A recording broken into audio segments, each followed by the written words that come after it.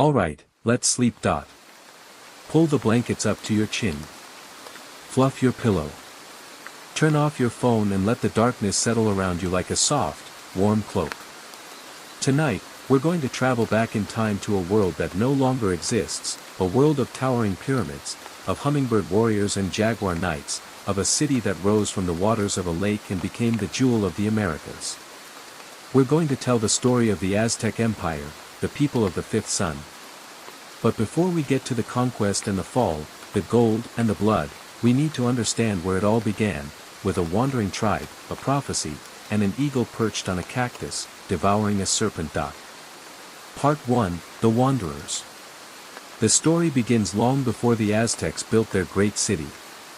It begins in the mists of legend, in a place called Aztlan, a mythical homeland somewhere in the north, perhaps in what is now the American Southwest.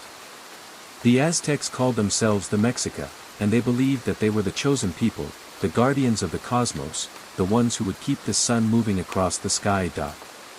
In the 12th century, the Mexica left Aztlan, led by their god Huitzilopochtli, the hummingbird of the south, the god of war and the sun. Huitzilopochtli appeared to the Mexica leaders and told them that they would wander until they found a sign, an eagle perched on a cactus, eating a serpent. When they saw this sign, they would know that they had found their promised land. The Mexica wandered for generations, through the deserts and mountains of northern Mexico.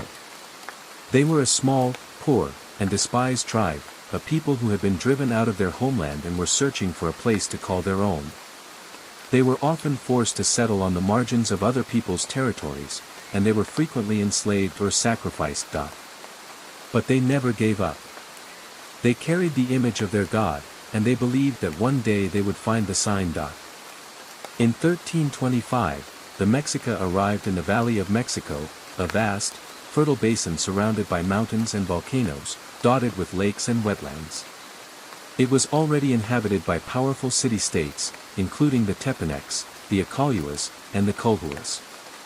The Mexica were not welcome, but they were allowed to settle on a small, swampy island in Lake Texcoco, a place that no one else wanted.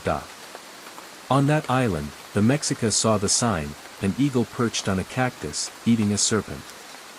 They had found their promised land. They called their new home Tenochtitlan, the place of the cactus. Part 2, The City on the Lake. Tenochtitlan was built on a small island in the middle of a saltwater lake. It was a site that was both defensible and challenging. The Mexica had to build their city on marshy ground, and they had to create a system of chinampas, raised beds of mud and vegetation, to grow their crops. They built causeways to connect the island to the mainland, and they built canals to transport goods and people. The city grew rapidly. By the 15th century, it was one of the largest cities in the world, with a population of perhaps 200,000 people. It was a city of canals, bridges, markets, and temples. Its heart was the Templo Mayor, the great pyramid that dominated the city's sacred precinct, dedicated to Huitzilopochtli and Tlaloc, the god of rain. The city was beautiful and impressive. The Spanish conquistador Bernal Díaz del Castillo, who saw it at its height, wrote, "These great towns and cities, and the causeways and the bridges, were so beautifully built that we could not but admire the skill of the men who had built them." He also wrote that the city was so grand and imposing that we were all amazed. But Tenochtitlan was not just a city, it was the center of a vast empire. The Mexica, through a combination of warfare and diplomacy, had subjugated the surrounding peoples and built a dominion that stretched from the Gulf of Mexico to the Pacific Ocean. They demanded tribute, gold, cacao, jade, feathers, and other goods, from their subjects, and they used that tribute to fund their growing city. Part 3, The Mexica Rise to Power. In 1428, the Mexica formed a triple alliance with the city-states of Texcoco and Tlacopan. Together, they overthrew the Tepanecs, who had dominated the Valley of Mexico, and they established themselves as the preeminent power in the region. The Mexica, under the leadership of their Tlatonii, or speaker, began to expand their empire. The most famous of the Mexica Tlatonis was Moctezuma I, who ruled from 1440 to 1469. Moctezuma I was a brilliant administrator and a skilled military commander. He reorganized the government, reformed the legal system, and established a system of tribute that would make Tenochtitlan one of the richest cities in the world. He also launched a series of military campaigns, conquering vast territories and extending the empire to the Gulf of Mexico and the Pacific Ocean. Under Moctezuma I, the Mexica grew wealthy and powerful. They constructed new temples, including the Templo Mayor, and they commissioned works of art and sculpture. They also developed a sophisticated system of writing, using pictographs and ideograms to record their history, their laws, and their religion. Part 4, The Religion of the Fifth Sun. The religion of the Mexica was complex, fascinating, and deeply violent.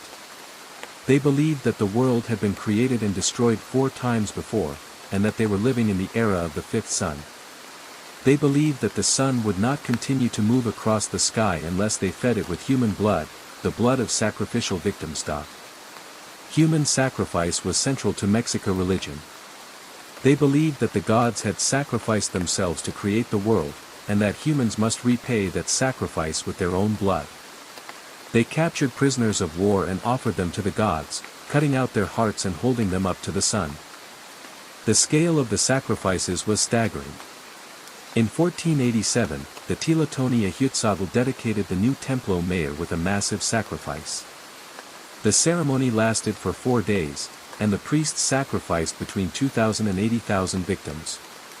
The exact number is disputed, but even the lowest estimates are horrifying. The Mexica also practiced cannibalism, consuming the flesh of the sacrificed victims in ritual ceremonies.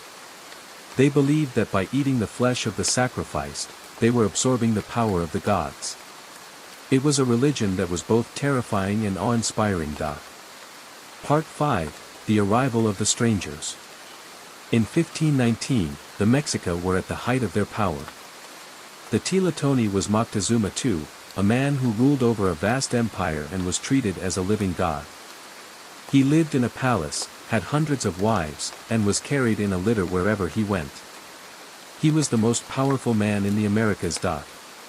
And then, the strangers arrived. The strangers were led by Hernán Cortés, a Spanish conquistador who had come to the New World seeking gold and glory. He had landed on the coast of Mexico with a small force of about 500 men, 16 horses, and a few cannons. He was accompanied by a small number of native allies, and he was aided by a remarkable interpreter, a young woman named Malinche, who spoke both Maya and Nahuatl, the language of the Aztecs. Cortés was a man of immense ambition. He was also a man of immense cruelty. He burned his ships so that his men could not retreat. He marched inland, using diplomacy, force, and treachery to win over the various peoples he encountered. He also made alliances with the enemies of the Aztecs, the Tlaxcalans, the Totonacs, and other groups who resented Aztec domination. Moctezuma was unsure what to do. He had heard of Cortés and his men, and he had been told that they were gods, or at least, that they had been sent by the god Quetzalcoatl. The prophecy of Quetzalcoatl said that the god would return from the east, and Cortés had arrived from the east. Moctezuma hesitated. He sent gifts to Cortés, including gold and jade, hoping to appease him. But Cortés was not appeased. He saw the gold, and he wanted more.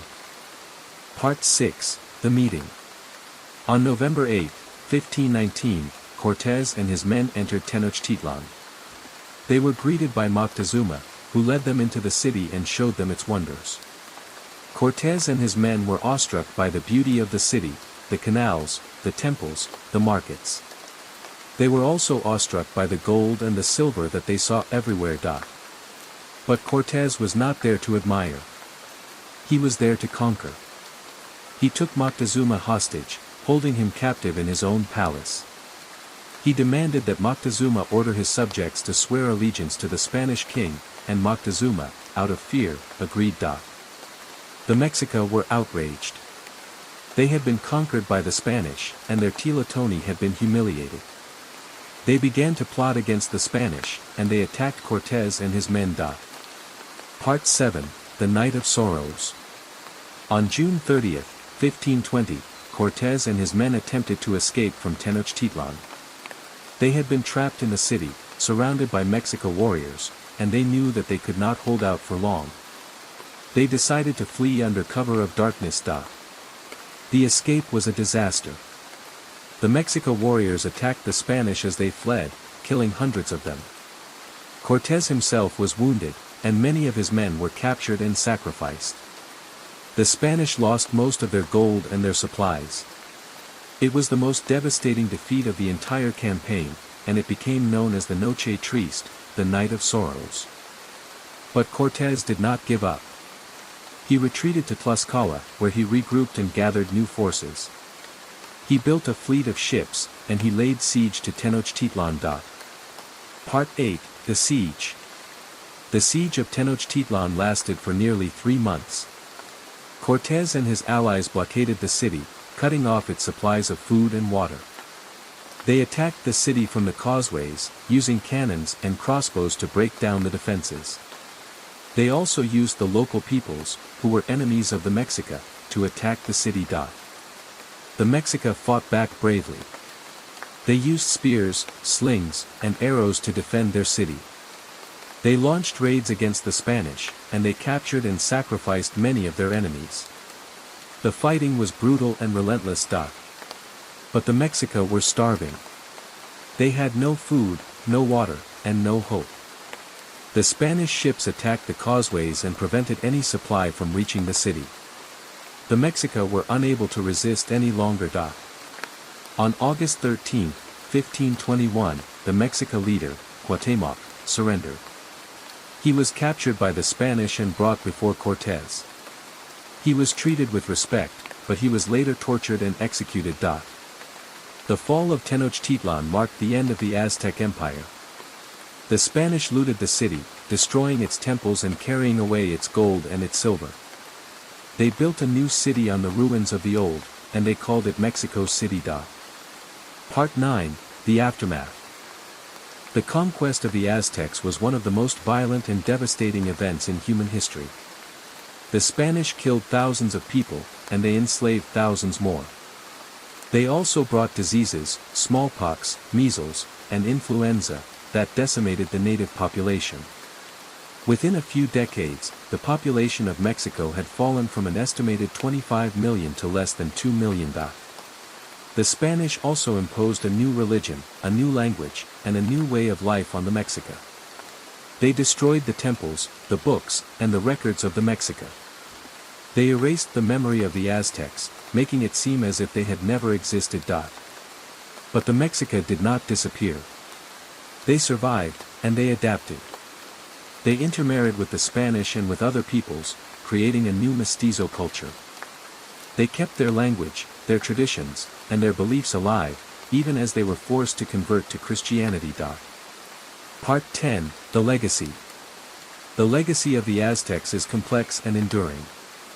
They were a brilliant civilization, with a sophisticated system of government, a rich mythology, and a remarkable artistic tradition.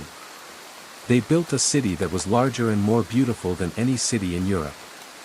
They developed a system of writing, a system of agriculture, and a system of education. But they were also a brutal civilization. They practiced human sacrifice on a massive scale, and they enslaved and killed their enemies. Their empire was built on conquest and exploitation, and it was sustained by fear and violence. The Spanish were also brutal. They destroyed a civilization, and they enslaved and killed its people. But they also brought new technologies, new ideas, and new religions. The legacy of the conquest is a mixed one, full of both tragedy and transformation. The story of the Aztecs is a reminder of the fragility of human civilizations, and of the power of human beings to create and destroy. It is a story of faith and violence, of hope and despair, of brilliance and destruction. Part 11, The Dream. Now, as you drift off to sleep, think about the Aztecs. Imagine the wandering tribes, searching for their promised land. Imagine the eagle perched on the cactus, the sign of their destiny. Imagine the city of Tenochtitlan, rising from the lake like a vision of paradise. Imagine the temples, the priests, the sacrifices. Imagine the hummingbird warriors, the jaguar knights, the great Tlaxcala, Moctezuma. Imagine the arrival of the Spanish, the meeting of two worlds, the collision of two cultures. Imagine the siege, the fall, the destruction. Imagine the city in ruins, the temples broken, the people scattered. And then imagine the survivors, the ones who lived, who adapted, who built something new. The Aztecs are gone, but they are not forgotten. They live on in the stories we tell, in the history we study, in the culture we celebrate. They are a reminder that even the greatest empires can fall, but their legacy can endure. So tonight, as you lie in your warm bed, in your safe home, surrounded by the people you love, think about the Aztecs. Think about their courage, their faith, their brilliance. Think about their suffering, their tragedy, their loss. And remember that we are all part of the story they began, the story of human civilization. Sleep well. Sleep deeply. And may your dreams be filled with the sound of drums, the sight of pyramids, and the hope of a world that is always being born anew. Good night.